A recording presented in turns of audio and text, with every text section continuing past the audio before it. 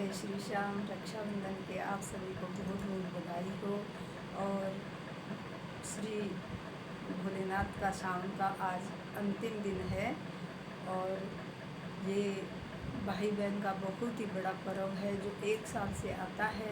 और बहनें अपना ये एक साल से इंतज़ार करती है कि हमारी भाइयों के लिए राखी का त्यौहार आए और हम सब रक्षाबंधन पर भाइयों की राखी बांधने के लिए जाएं।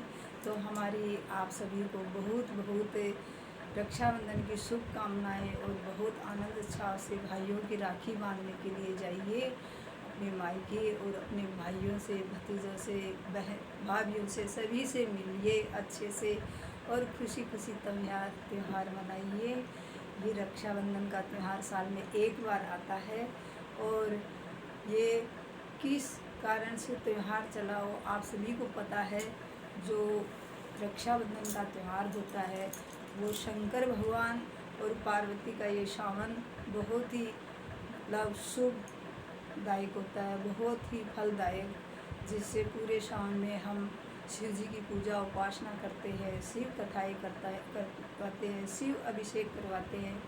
इसी वजह से जब ये सावन उतरते पूर्णिमा के दिन कथा इस प्रकार है, जो शंकर भगवान की जटा से जल में एक लटी गिरी थी, उससे जलंधर नाम का राक्षस उत्पन्न हुआ था। और आप सभी को पता है कि जलंधर जो भगवान शिव के अंश का था तो वो बहुत ही शक्तिशाली था। और जो लक्ष्मी और विष्णु भगवान थे वैकुंठ धाम वासी, वो भी शिव के अवतार ही हैं। और आपको पता ही है कि एक वृंदा नाम की सती थी जो एक लक्ष्मी जी की सहेली होती थी।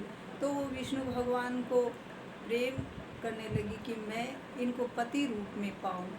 तब उस वृंदा को लक्ष्मी माता ने श्राप दिया कि ये विष्णु भगवान मेरे पति है और तू इनके ऊपर गलत नज़र डालने से मैं तेरे को श्राप देती हूँ कि तू पृथ्वी पर जा और वृंदा तेरे को असुर पति प्राप्त हो। इसी वजह से माता लक्ष्मी के श्राप से जलंधर नाम का असुर था वो वृंदा सती को पति रूप में प्राप्त हुआ। और वृंदा एक सती थी तो भगवान विष्णु की बहुत बड़ी भक्त थी, बहुत पूजा पाठ करती थी। विष्णु भगवान को मन मंदिर में विष्णु भगवान को ही बिठाए रखती थी। लेकिन समय के अनुसार व्यतीत होता गया और माता लक्ष्मी और विष्णु भगवान वैकुंठ धाम में आनंद से रहने लगे। समय बीतता गया और वो असुर जो वृंदा का पति था जलंधर खूब उत्पात मचाने लगा, जैसे स्वर्ग में, वैकुंठ धाम में,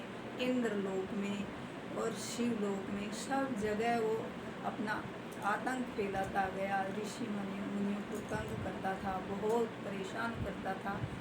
तब सब देवता विष्णु भगवान के पास आए, पहले भोलेनाथ के पास गए। भोलेनाथ बोले भाई मैं कुछ नहीं कर सकता, मेरा अंश है। फिर भी वो नहीं उसका संहार होगा क्योंकि उसकी पत्नी है जो सती है, पतिव्रता वृंदा, वो उसकी शक्ति, उसकी भक्ति जलंधर की रक्षा कर रही है, इसलिए उसका नहीं हो सकता उद्धार। तब सब विष्णु भगवान के पास गए क्योंकि विष्णु भगवान तो मोहिनी रूप भी धारण किए, पता नहीं कितने कश्यप अवतार किया है, मत्स्य अवतार किया है। भगवान ने बहुत अनेक प्रकार के रूप धारण किए। विष्णु भगवान ने तो सारे देवताओं ने प्रार्थना की, हे भगवान इस असुर से हमारा समाधान करिए, नहीं तो हमारा सब कुछ तहस नहस कर देगा और सब पे अपना अधिकार पूर्ण रूपता से संपन्न कर लेगा। तब विष्णु भगवान बोले ठीक है मैं चलता हूँ। तब वृंदा सती थी और जलंधर असुर था, वो गया था युद्ध करने के लिए शंकर भगवान से। तब विष्णु भगवान की सहायता से शंकर भगवान युद्ध करते रहे तो विष्णु भगवान एक उस असुर जलंधर का रूप धारण करके वृंदा के पास गए।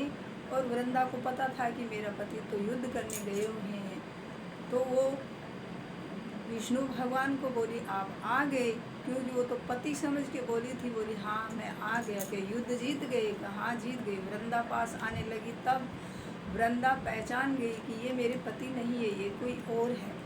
तब भगवान ने कहा, वृंदा ने कहा भगवान विष्णु को कि कौन हो तुम, असली रूप में आओ। तब विष्णु भगवान अपने असली रूप में आए और उधर जलंधर का वध शंकर भगवान ने कर दिया, क्योंकि उस सती वृंदा का अस्तित्व भंग किया था भगवान ने उसके पति बन के और आए। तब वृंदा ने श्राप दिया कि तू विष्णु छलिया, इसी वक्त पत्थर के रूप में पाषाण बन जाओ। तब विष्णु भगवान वृंदा के श्राप से पाषाण बन गए। पाषाण बन गए तो कुछ दिन तक जब विष्णु भगवान वैकुंठ धाम नहीं गए, तब लक्ष्मी जी सोचे क्यों नहीं आए मेरे पति। तब लक्ष्मी जी ने देखा आके तो वहाँ पर पाषाण बने हुए खड़े थे विष्णु भगवान। तब सती वृंदा वहाँ पे अपने पति के विलाप में कुछ दिन व्यतीत हो गए और आई लक्ष्मी जी आई तो बोली, कैसे हो भाभी आप, रक्षाबंधन है तो राखी रूखी बांधी। और बोली क्या चाहिए ननद भाई, क्योंकि जलंधर भी जल से उत्पन्न हुआ था और लक्ष्मी भी जल से, तो भाई बहन का रिश्ता हो गया। तो बोलो क्या दूँ ननद भाई आपको। तब उन्होंने कहा कि मेरे को तो कुछ नहीं चाहिए भाभी, कि तेरे भाई तो है नहीं, सुरक्षिधार के नहीं तो भाई कुछ और भी देते। कोई बात नहीं, भाई नहीं है तो आप तो हो ना, भाई का परिवार है।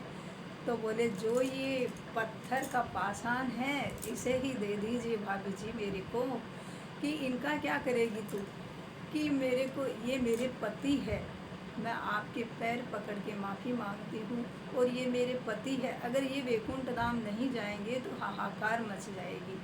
तब लक्ष्मी जी और विष्णु भगवान दोनों प्रकट हो गए और सती वृंदा ने बोला कि भाई मेरे मैंने पति रूप में माना था। तो ये लक्ष्मी जी ने बोला कि जब कलयुग के अंदर तुलसी के रूप में आप प्रकट होगी और मेरे पति जो ये काला पाषाण बने हैं, मेरे पति ये गंडक नदी से जो शालिग्राम जी ला के पूजा करते हैं वो ही मेरे पति का रूप होगा।